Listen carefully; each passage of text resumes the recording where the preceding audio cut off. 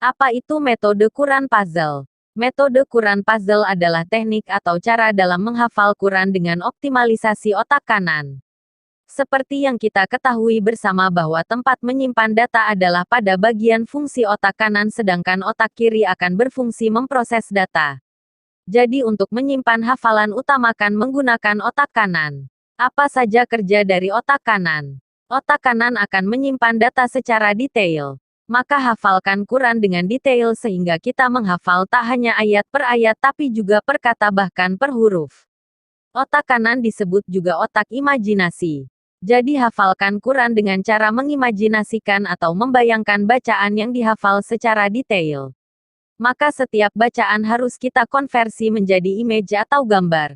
Caranya mudah saja, yaitu, hafalkan dalam bentuk potongan-potongan puzzle sekecil mungkin.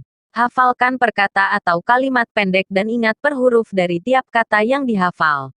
Ingat juga posisi tiap kata sehingga apabila kata pada Al-Quran pindah baris maka setiap perpindahan itu juga kita ingat. Jika nomor ayat berganti maka awal dan akhir kalimatnya juga kita ingat. Dan mengingat nomor ayat serta halaman merupakan bagian yang sangat penting. Kenapa? Karena setiap perpindahan baris, nomor ayat dan halaman akan menjadikan hafalan kita punya patokan. Patokan ini kemudian disebut sebagai bingkai hafalan. Jadi setelah hafalan terbentuk selanjutnya harus ditempatkan pada bingkai hafalan seperti permainan puzzle yang pernah kita mainkan ketika kecil.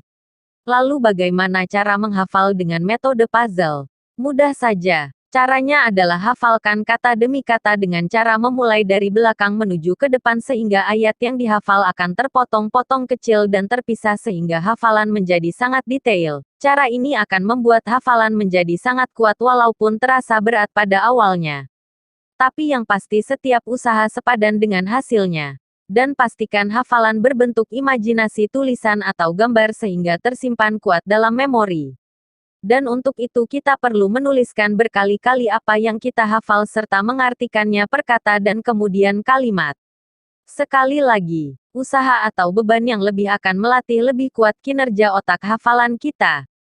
Cara menulis potongan-potongan dari belakang ke depan akan memberikan kekuatan dalam mengimajinasikan tulisan dari hafalan. Semakin sering mengulang semakin jelas imajinasinya. Jika belum bisa menulis awali dengan menyalin dan setelah itu tuliskan apa yang terbayang per kata dan kemudian kalimat. Lakukan berkali-kali maka akan terasa kenikmatan dalam menulis. Jika alat tulis tidak di tangan maka tuliskan dalam berimajinasi. Bayangkan tulisan lalu tulis dalam imajinasi. Terus ulangi cara ini sampai jadi kebiasaan. Insya Allah Anda akan dapat hafalan Quran imajiner. Bukan lagi mengingat tapi membaca apa yang terbayang. Dan silahkan ikuti contoh-contoh video yang telah disiapkan sebagai bahan latihan.